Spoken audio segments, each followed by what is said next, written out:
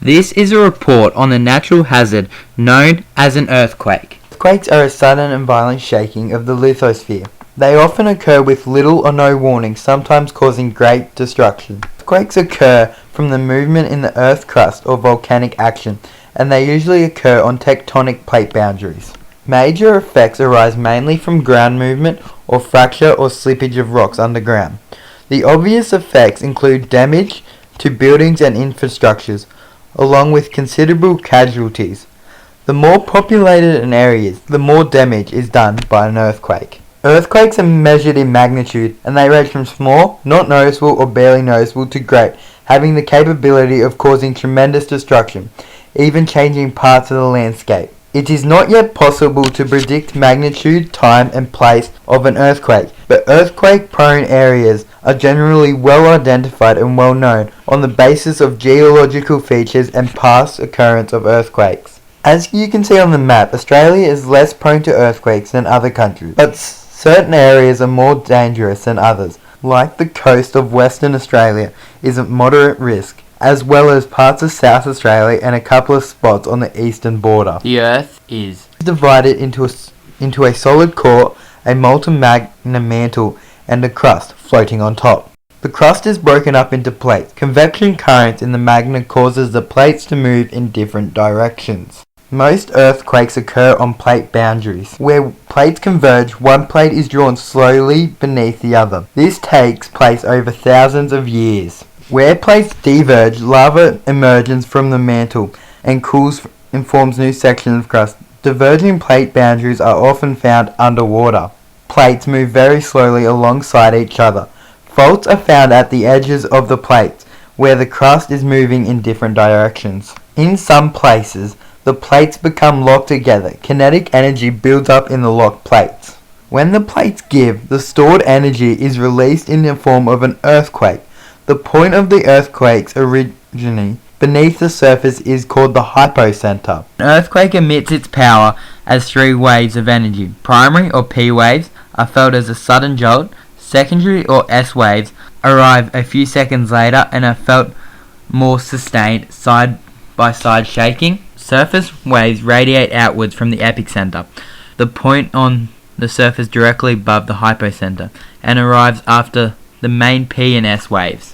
The focus of an earthquake is the point where it begins, where the plates slip and it is on the fault line, usually at the plate edge. The focus can be really close to the surface or really far down. The epicenter is the point on the Earth's surface that is directly above the focus and will suffer the most damage. On the 28th of December in 1989, in Newcastle, Australia experienced one of its worst earthquakes in history. During the holiday week between Christmas and New Year's in 1989, Newcastle was hit by an earthquake measuring a 5.6 on the Richter scale, causing 13 casualties. 160 people were hospitalised because of injuries and left 1,000 people homeless. The earthquake damaged over 35,000 homes, 147 schools and 3,000 commercial and or other buildings. 300 buildings were demolished, including more than 100 homes.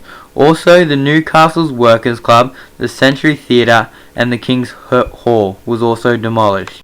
The earthquake was felt approximately 800 kilometres around the epicenter, Booloo, which is located 19 kilometres west of Newcastle. One aftershock was recorded on the 29th of December in 1989, measuring a 2.1 on the Richter scale. The total financial cost of the earthquake is estimated to have mounted to about 4 billion Australian dollars. Earthquakes impact the lithosphere in a numerous amount of ways. Firstly, earthquakes can set off other natural hazards like landslides, volcanic action, floods from collapsed dams or riverbanks, and tsunamis, which all destroy and wreck the lithosphere in their own ways. Earthquakes impact the lithosphere directly as well, because the friction between two plate boundaries cause the earth crust to violently shake, making the lithosphere move in all sorts of directions, causing the land to break up, crack, crumble, and ultimately earthquakes are destroying parts of the lithosphere. But as it's destroying parts of the lithosphere, it is also creating new land and changing the landform. Earthquakes also have an impact on the biosphere because it kills animals, plants, vegetations, and humans. The violent shaking caused by earthquakes causes buildings to collapse, killing people and trapping people. Earthquakes can also destroy homes and habitats, leaving humans and animals homeless and vulnerable. And these are the impacts of the earthquake has on the biosphere. When an earthquake strikes, the economy impacts can be fatal and costly. Earthquakes can cause tremendous amount of damage to homes, buildings, roads, schools, hospitals, and railways. And for those things to be repaired and rebuilt, people need money. The economy impact costs could be millions and even billions of dollars. That's the sort of money is difficult to find, and the government has to make sacrifices to be able to afford the cleanup of an earthquake. Earthquakes don't just affect the economy of the country it hit, but all the countries that rely on the export and import of that country. Without that trading market of that certain products, other countries' economies start to feel the pinch and the realization of the earthquake and its true impact on everyone. This is what happened when Japan got hit by an earthquake in March last year. An injury toll and the destruction done by earthquakes are the primary social impacts.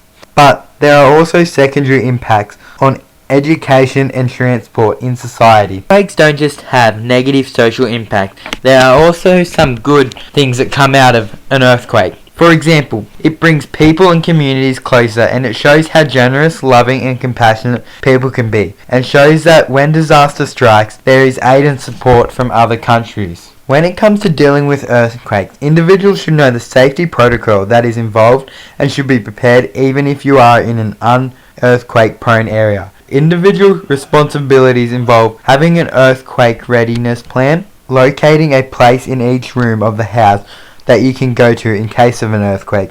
It should be a spot where nothing is likely to fall on you. Know how to turn off your gas and water mains. Keep a supply of canned food and up-to-date first aid kit. During the course of an earthquake, individuals have the responsibility to protect themselves and their family. As a community, their responsibility of earthquakes are to educate people on the risk and the dangers associated with earthquakes. Communities should be promoting safety tips and protocol about earthquakes, telling people where to go if there is an earthquake, so in case one does occur, people will know what to do.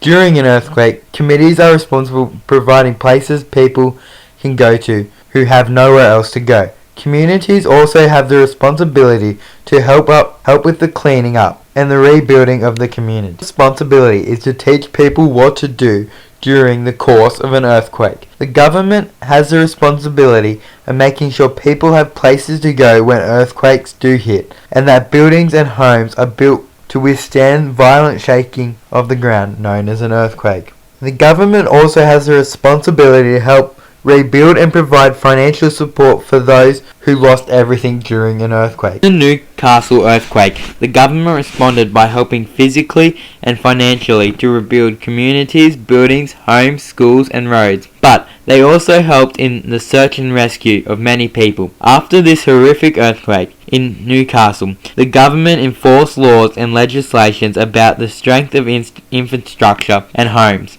They made it so all buildings had to be able to withstand the shaking of an earthquake. The government gave the 1,000 people who lost their homes a place to stay. The government pushed for earthquake awareness among communities and individuals. After this certain earthquake, the government reacted extremely well to this sudden unseen event, since they have never experienced anything like it before. They did what they could to help, and they helped out the suffering communities and gave them support. What the government did because of this earthquake showed how determined they were to keep Australia running and not allow it to affect them. Because of what the government did, Australia got back on its feet in no time and brought it closer together as a nation. Thank you for watching my video, and I hope you enjoyed my report on